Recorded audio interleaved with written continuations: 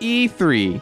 Every year, gamers speculate about the exciting announcements that await in that magical week of June. This year, we're cutting through the speculation and getting answers directly from the source. A fortune teller named Brian. I traveled to Eye of Horus in Minneapolis, Minnesota to fulfill their mission statement of awakening my spirit and transforming myself. In this case, into gaming's next soothsayer, a la Michael Pachter, Psycho Mantis, or Wario64. So do you have any specific questions or topics? Yes, so I would like to know the futures of all of the companies presenting press conferences at E3 this year, starting with Microsoft.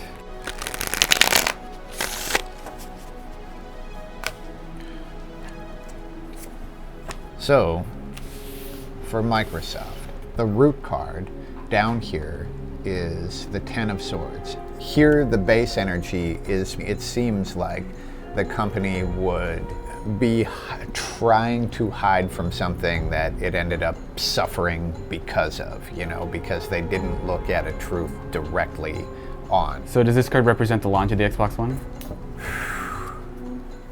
Boy, that could be for sure. I have an Xbox One. Then as we look at the rest of this, so the Five of Cups, this basically shows like an old married couple. So when this thing gets turned upside down, it basically shows something that was old and shitty, basically, has turned around and there's like new hope for this old relationship. Then the Eight of Wands, so it shows this potential energy or something that has been growing and growing, where they finally pull the trigger on it, and followed by the High Priestess. The High Priestess is very secretive, so we've got this sort of like some sort of message about something that's been coming for a while, but at the same time the High Priestess is showing holding back on some other big thing too, and like being very secretive and not talking about it. So like Halo 6?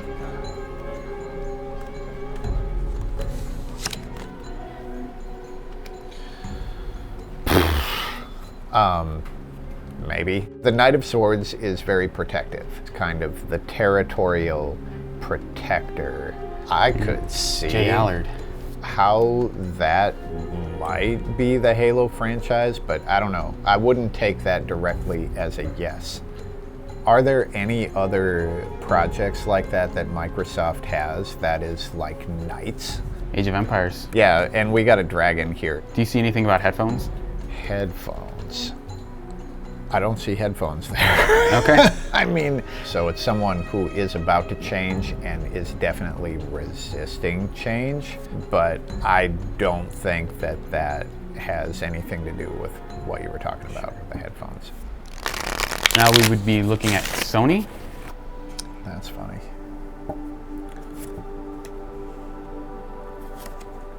So we have the same root card that showed up for Microsoft. So the Ten of Swords is again about not wanting to face a certain truth, but the truth catches up with them. That's really interesting. So then we have the Reverse Star, Nine of Wands, and Page of Swords.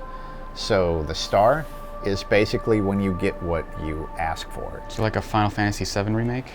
So when the Star shows up reversed, it's when you get something that you wish for, but it doesn't show up at all the way you thought it would. So it would be like a Final Fantasy remake that sucked. So then the Nine of Wands would essentially show something that really centers around hope and maybe a maze. Then we get the Page of Swords. So the Page of Swords is like a kid. This would look like something new, for one, and it would also look like something that would have the sword sort of thing in it, but it also looks like it has robotics in it too. Mega Man 11? It does kind of look like Mega Man. Do you guys do any seances? No, I don't. Okay. Weird. This is showing some family stuff.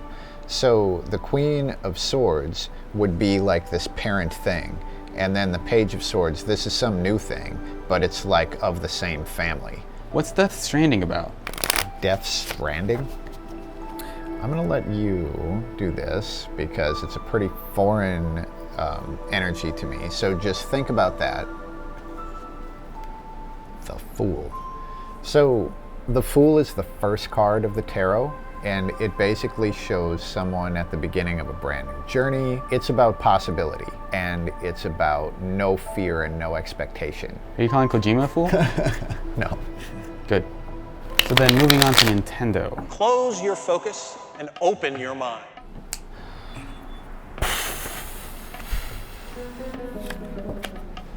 So we have the same root card that the other two companies had in the Ten of Swords. That is really fascinating.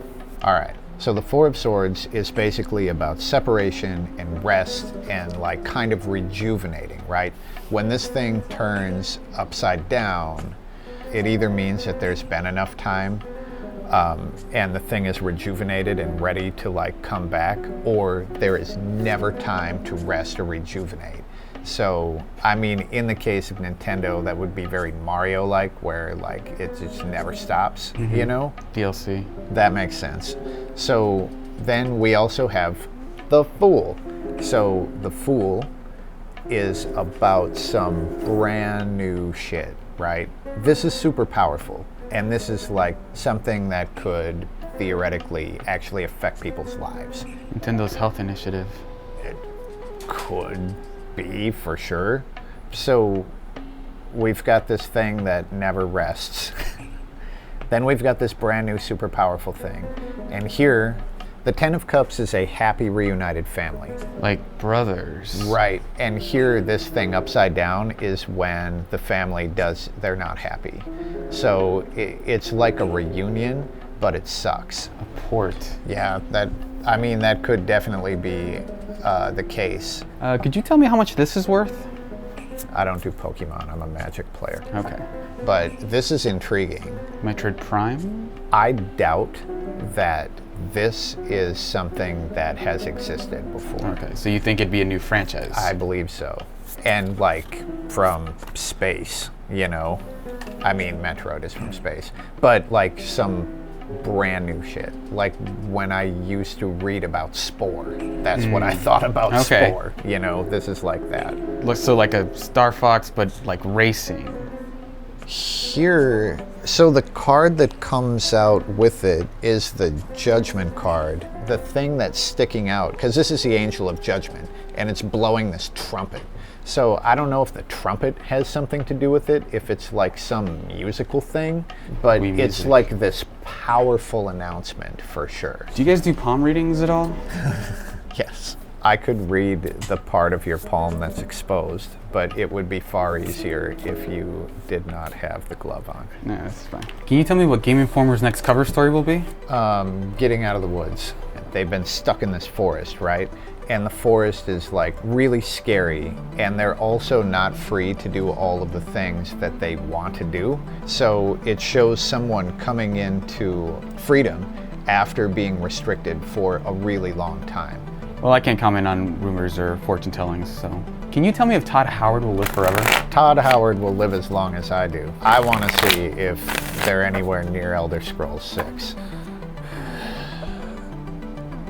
I wouldn't take that as a yes. What really happens here, this is like a bunch of emotional baggage, and the person just like walks away from it. Todd Howard's new IP. Well, for that, the Emperor comes out, and that's definitely a more like positive sign. So the Emperor is all about control. It's a very projecting card, right? Pete Hines. Is there gonna be a new Splinter Cell? So this showed up in the Sony thing, right? So really the Page of Swords, he kind of sees what it is that he looks for. So what I would get out of that is that there would be hints at a new Splinter Cell. Or night vision goggles. But maybe not like the actual thing. I mean, it'd be something that you'd have to look for to find. Have you ever done any work with Walmart Canada? No. Suspicious. Thank you so much for helping us out. For sure. No reason to tune in into any of the live streams. But tune in to GameInformer.com/E3 Live to see all these reveals in action. Please. Brian said you do it.